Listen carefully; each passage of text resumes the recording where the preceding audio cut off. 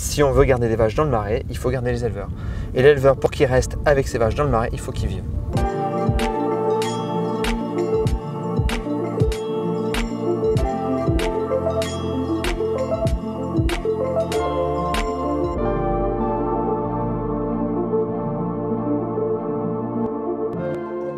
La première ressource de l'exploitation, c'est vraiment l'herbe. J'ai la moitié de prairie et ça me permet de nourrir mon troupeau une grosse partie de l'année sans être dépendant d'achats extérieurs. Pour moi, en allaitant, c'est plus simple de travailler à l'herbe parce que les animaux ils sont dehors, j'ai pas les nourrir, c'est eux qui se débrouillent. On a fortement poussé l'élevage des génisses vers la valorisation de l'herbe, donc c'est du foin. C'est 90% de foin et après il y a un complément en concentré et puis on a des vaches laitières qui arrivent, qui sont des herbagères.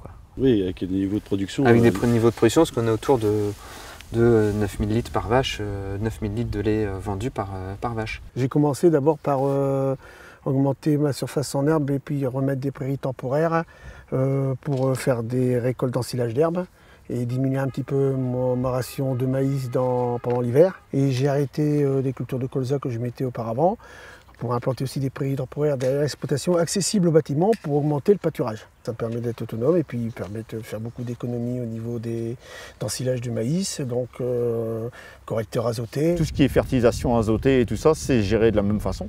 À partir du moment où il pleut, on va mettre de l'azote parce qu'on pourra avoir une pousse de l'herbe. À partir du moment où il ne pleut plus, à un moment, c'est plus la peine d'en mettre. Tu as réduit tes cultures de vente également pour aller rechercher de la matière sèche supplémentaire. C'est ça. Avant, j'achetais aussi des fois des sous-produits pour venir en complément du maïs et donc je n'achète plus ces aliments-là. J'ai aussi pratiqué le pâturage tournant sur mes élèves. Ça m'a fait gagner en croissance des genisses. Donc du coup, j'ai su réduire la date au premier vélage des genisses de quelques mois. Ça, c'est une chose. Ça les a rendus beaucoup plus dociles. C'est beaucoup plus facile de les rattraper, même en pâture pour les inséminer. J'ai l'avantage d'avoir des robots de traite avec une porte de tri. Donc j'ai 2 troupeaux. J'ai un troupeau qui est en début de lactation, forte productrice, qui reste au bâtiment. Et j'ai un troupeau à moindre besoin, mais qui peut partir au pâturage toute la journée et puis et me faire du lait avec de l'herbe.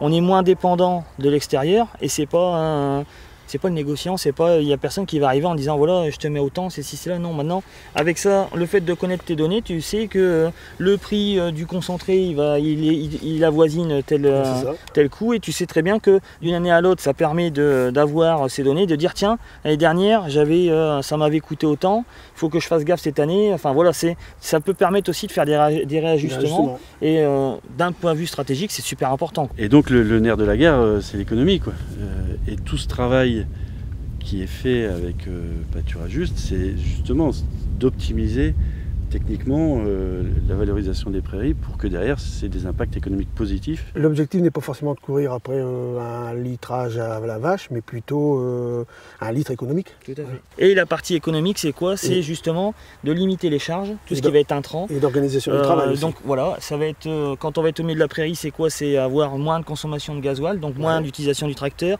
mieux valorisé par le pâturage, aller faire pâturer plutôt les animaux. C'est pas quelque chose qui se voit directement, mais au bout d'une année, quand on fait les comptes, on s'aperçoit que la consommation de gasoil, oui, elle a forcément diminué. Et après, le temps qu'on peut dégager, il peut permettre aussi de faire autre chose. Aujourd'hui, moi, sur mon exploitation, je recherche l'optimum économique, c'est-à-dire que je regarde, c'est beaucoup d'observations. S'il n'y a pas de maladie, si le fongicide n'est pas nécessaire, il n'est pas fait. Le suivi qu'on fait avec Vétal et l'Agence de l'eau, on fait des prélèvements de bouse et des prélèvements de sang sur certains lots d'animaux, donc c'est déterminé, c'est un protocole qu'on fait.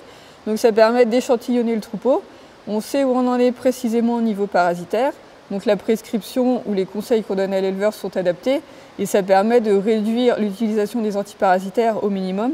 Donc ça permet à l'éleveur de faire des économies. On est des chefs d'entreprise, on a des décisions à prendre Et puis notre décision, ça a été de comment aller rechercher de la valeur ajoutée, comment ramener du produit sur notre exploitation. En ce moment, la plus grosse limite sur nos exploitations, c'est le manque de produits. Ce n'est pas l'excès de charge, c'est le manque de produits. En 2016, on a créé une coopérative, les Prairies du Boulonnais, avec 7 autres éleveurs du Boulonnais.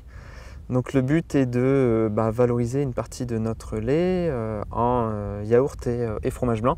Nous, on veut aussi à un moment afficher nos produits derrière une marque. Betsom Saveur, ça veut dire que quand on vient sur la Betsom, on est là pour manger du bon, on est là pour manger du goût, et on est sur un système, on est sur vraiment quelque chose qui nous met en valeur, qui met en valeur notre travail. Moi, j'ai envie de dire à mes collègues, allons-y, parce que c'est sans doute ce qui nous tirera demain, ce qui nous tirera d'affaires demain, parce qu'on n'oublie pas non plus que sur la Betsom, plus ça va, plus l'afflux touristique est là, plus on est visité, et quoi de mieux que de venir sur notre territoire et puis repartir avec les produits qui sont du territoire, avec une agriculture authentique, avec un paysage qui reste authentique, et qu'on aime.